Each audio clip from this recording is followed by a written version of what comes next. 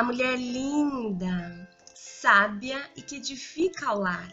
Eu sou Eliane Cristine e estamos lendo o livro Levante-se e Ore de Sheila Walsh. Esta leitura foi autorizada. Para a aquisição do livro, entre em contato com a editora Thomas Nelson ou com a Livrarias Família Cristã. Áudio 21. Como posso saber se ouvi a voz de Deus? Pai, eu oro pela amiga que me ouve, que ela não seja enganada pelo desejo do seu coração. Antes de tudo, que tenha clareza para ouvir somente a tua voz. Eu oro em nome de Jesus. Amém. Ana, orando com perseverança. Amo a história de Ana. Essa preciosa serva do Senhor tinha um marido maravilhoso, Eucana, que a amava. Mas havia outra mulher no cenário, Penina, a outra esposa de Eucana. Penina deu filhos a Eucana, mas Ana era estéril, e isso partiu seu coração. Uma vez por ano, a família fazia a viagem até o tabernáculo em Siló para adorar a Deus e oferecer sacrifícios pela sua bondade para com ele.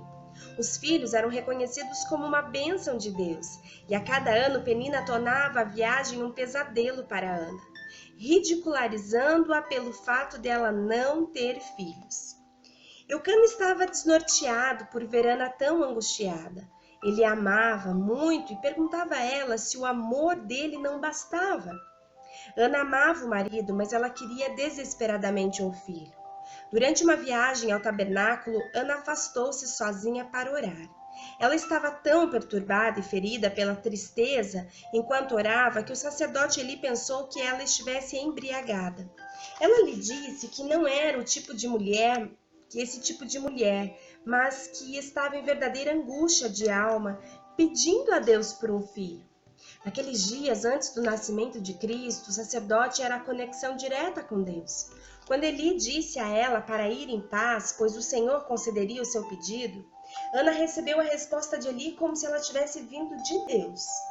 Há momentos em que oramos por alguma coisa por muito tempo e depois, assim como Ana, ouvimos o sacerdote. Há momentos em que oramos por alguma coisa por muito tempo e depois. Assim como Ana ouviu o sacerdote e soube que a resposta vinha de Deus, nós também recebemos uma certeza interior de que Deus ouviu a nossa oração e que é o momento de parar de chorar e começar a agradecer a Ele pela resposta. A Bíblia nos diz: não se aflija, nem se preocupem. Em vez de se preocupar, orem. Permitam que as súplicas e os louvores transformem seus receios em orações, permitindo que Deus os conheça. Antes que vocês percebam, a compreensão da integridade de Deus, que só contribui para o bem, virá e os acalmará. É maravilhoso o que acontece quando Cristo retira a preocupação do centro da vida humana. Filipenses capítulo 4, do verso 6 ao 7, versão Bíblia, a mensagem. Ana ansiava ouvir a Deus. E quando teve a certeza de que Deus ouviu o seu pedido e atenderia a sua oração, tudo mudou. Ela voltou a se alimentar e o seu semblante se iluminou. Quase que imediatamente ao voltar para casa, Ana ficou grávida. Ela chamou seu filho de Samuel, que significa presente de Deus, porque Deus enviou Samuel para ela. Na viagem seguinte da família ao templo, Ana não foi. Ela perguntou a Eucana se poderia levar Samuel e devolvê-lo para servir a Deus no templo quando ele estivesse desmamado, geralmente aos 4 anos de idade. Eucana honrou o pedido dela. Não sabemos o que aconteceu nesses 4 anos, mas quando vemos o jovem que Samuel se tornou, fica claro que ele aprendeu muito acerca de Deus com sua mãe fiel, honrando sua promessa a Deus. Ana levou o jovem Samuel de volta ao templo, onde ele foi treinado por Eli para servir a Deus. Não consigo imaginar como deve ter sido para ela levar o seu filho de 3 ou 4 anos e deixá-lo, mas Ana obviamente tinha um relacionamento sólido com Deus e plena confiança de que estava fazendo certo e de que Deus cuidaria de Samuel. Ela fez uma das mais lindas orações já registradas na Bíblia ao adorar o seu Senhor antes de voltar para casa. Estou andando nas nuvens, estou rindo dos meus rivais, estou dançando minha salvação. Não há santo como o Eterno, nenhum rochedo como Deus.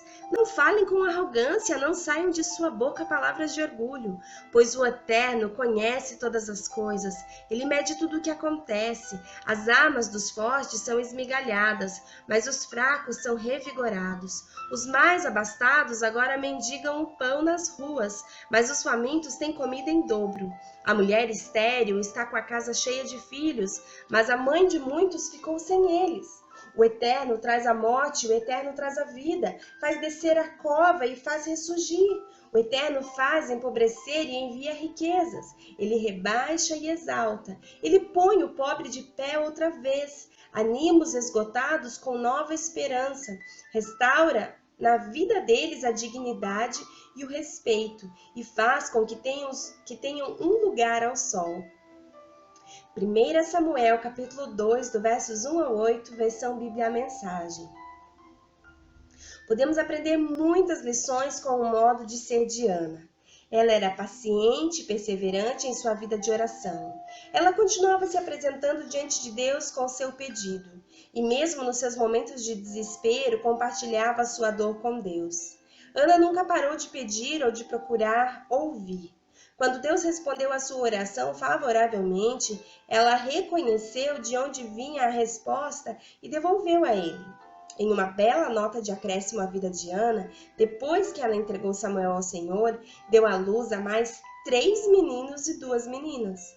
Quando você estiver ansiando por ouvir Deus, dedique tempo distante do barulho da vida e pratique a disciplina de esperar em silêncio na sua presença. Assim como você anseia ouvi-lo, você tem um pai que anseia por falar com seus filhos. Samuel, ouvindo a voz de Deus. Samuel tornou-se uma espécie de sacerdote júnior, e todo ano sua mãe voltava ao templo com novas vestes de linho para ele. Não sabemos muito sobre o trabalho de Samuel no início, apenas que seu corpo e sua imagem diante de Deus e dos homens cresciam. É um tremendo elogio ser favorecido por Deus e respeitado pelos homens. Também tal honra era rara naqueles dias quando Israel estava com problemas de ordem espiritual e política. Samuel havia sido escolhido por Deus para exercer impacto sobre a história de Israel em um momento muito difícil. Eli era um sacerdote bem intencionado, mas seus filhos estavam fora de controle e abusavam do papel deles como sacerdotes para conseguir o que queriam do povo a quem deveriam servir. Samuel amava Eli, mas até então não tinha um relacionamento pessoal com Deus. Uma noite, algumas horas antes do amanhecer, o jovem Samuel ouviu alguém chamar o seu nome. Como ele e Eli dormiam no templo, ele supôs que fosse o homem idoso que o chamava. O sacerdote lhe disse que não havia sido ele e que o menino voltasse a dormir. Isso aconteceu uma segunda vez e depois uma terceira. Então Eli percebeu que Deus estava chamando Samuel. Creio que foram necessários 3 vezes para que Eli percebesse o que estava acontecendo, porque lemos que isso aconteceu e, naqueles dias, raramente o Senhor falava e as visões não eram frequentes. 1 Samuel capítulo 3, versos 1. Eli disse a Samuel que se caso ouvisse a voz novamente, deveria responder: "Fala, pois o teu servo está ouvindo." Samuel voltou para a cama e, ao ouvir a voz chamar o seu nome outra vez, respondeu: "Fala, sou o teu servo, pronto para ouvir." Samuel não se dirigiu a ele como Deus, porque não o conhecia como tal ainda. Entretanto, Samuel tornou-se um dos profetas mais poderosos de toda a história de Israel, e foi reconhecido amplamente que Deus estava falando por intermédio desse jovem sacerdote. De muitas formas, vivemos em uma época como a de Samuel. Basta você ver as notícias da televisão ou ler um jornal para ficar ciente do mal desenfreado em nosso mundo. Ouvimos histórias de pessoas que são chamadas para serem servos do povo de Deus, assim como os filhos de Eli eram. E depois elas são presas por apropriação indébita de fundos ou por fraude. Talvez você esteja desanimada por causa do tempo em que vive e se pergunte como pode ouvir a voz de Deus em meio a todo o mal deste mundo. Anime-se com a vida de Samuel. Deus procura por aqueles que ainda têm o coração aberto para Ele e os ouvidos atentos para a sua voz. Você reconhece momentos como esses em sua vida? Talvez você tenha sentido um apelo para fazer algo, para ir a algum lugar ou para parar em algum lugar para tomar um café onde você não pararia normalmente. E fazendo uma retrospectiva, você pode ver a mão de Deus conduzindo. Poderia haver alguém ali que simplesmente precisava de uma palavra de encorajamento, ou talvez você tenha visto um livro que responde a alguma coisa que estava perguntando a Deus.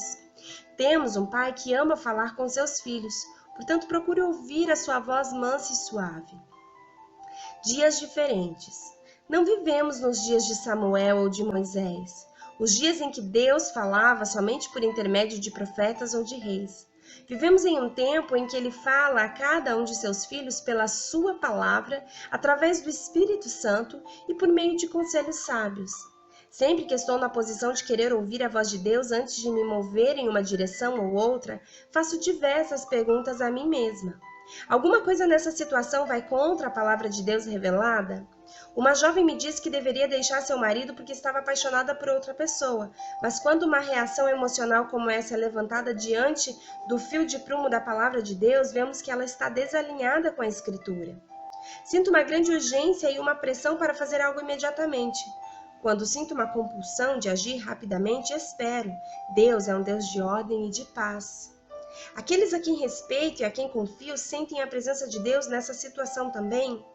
Haverá momentos em que o Senhor nos pedirá para irmos além do que os outros entendem, mas a minha experiência tem sido a que tais situações são raras. Quando Deus faz isso, creio que haverá um dom de paz e graça incomuns. Se pudermos seguir essas 3 diretrizes, nossas vidas serão muito mais simples e mais realizadas. Deus é um Deus de paz. E quando você se sente agitado acerca de uma decisão ou distante das outras pessoas por estar compelido a tomar uma atitude que aqueles a quem você ama e em quem você confia questionam, geralmente é sábio esperar. Ana teve de esperar por muito tempo por um filho, mas nunca perdeu a esperança. Levou tempo para Samuel aprender a reconhecer a voz de Deus, mas quando isso aconteceu, ele nunca a negligenciou, e as pessoas que o cercavam reconheceram que Deus falava com ele. O Senhor ama falar com seus filhos, portanto, peça ouvidos para ouvi-lo e um coração para conhecer a sua voz. Senhor, fala, teu servo ouve. Esperando pela tua graciosa palavra, ansiando pela tua voz que encoraja. Senhor, que ela agora seja ouvida. Estou procurando te ouvir, Senhor, o que tens a me dizer? Fala-me pelo nome, ó Senhor. Faz-me saber que é comigo. Fala para que eu possa seguir mais depressa, como um passo mais firme e livre, onde o pastor guia o rebanho à sombra da rocha. Senhor, fala e faze-me pronto. Quando a tua voz for realmente ouvida, com obediência satisfeita e firme, ainda para seguir cada palavra, estou procurando te ouvir, Senhor. Fala, Senhor, ó, fala comigo. Francis Havergal. Uau! Glória a Deus! Deus de palavra, Deus de promessa, promessa de restauração, de salvação, de intimidade. Esse é o nosso Deus. Como que eu vou saber se eu realmente ouvi a voz de Deus? A autora aqui dá 3 dicas muito interessantes para aquelas que ainda estão começando nos primeiros passos da caminhada cristã. Primeiro, a voz de Deus, ela testifica aquilo que a palavra de Deus diz. Deus, ele não vai contra a palavra dele. Ele não vai te falar nada que não esteja na sua palavra. Mas também é muito importante você conhecer a palavra de Deus, porque assim, você pode tomar uma frase como uma palavra, como por ser verdade, e aí você pode também se dar mal. Por exemplo, há um versículo na Bíblia que de repente você vai fazer tipo sortista. Você abre a Bíblia, Deus fala comigo. E aí você abre naquele versículo, então Judas foi e se matou. Uau, então Deus quer que eu me mate? É óbvio que não, porque você não deve ler a Bíblia desta forma.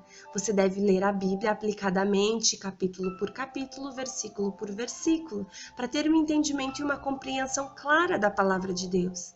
É lógico que se você está começando a tua caminhada cristã, você não conhece muito da Bíblia ainda, mas eu te recomendo, comece pelos evangelhos, leia o livro de Salmos, leia o livro de Provérbios, é um livro rico em conhecimento. E vai lendo, vai meditando nesses capítulos, ao passo que cada vez você vai se aprofundando mais no conhecimento da verdade de Deus. Mas comece sempre pelo Evangelho, onde você vai ter uma clareza melhor daquilo que Cristo fez para os seus filhos e o que ele veio trazer para esse mundo, né, como resgate. Então esteja atenta a esses princípios.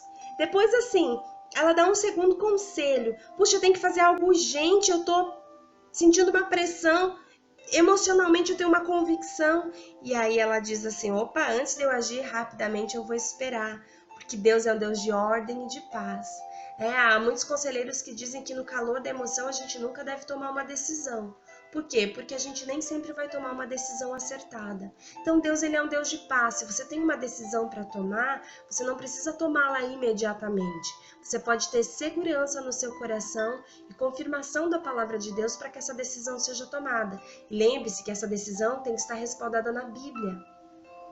Decisões que não são respaldadas na Bíblia, elas são contra os princípios da palavra. Por exemplo, essa jovem que se apaixonou por outra pessoa e queria se separar. A Bíblia condena isso. A Bíblia afirma que há um único casamento. E há algumas exceções para isso que nós não vamos entrar no mérito aqui. Mas é muito importante que, se você tem essa dúvida, você estude o assunto.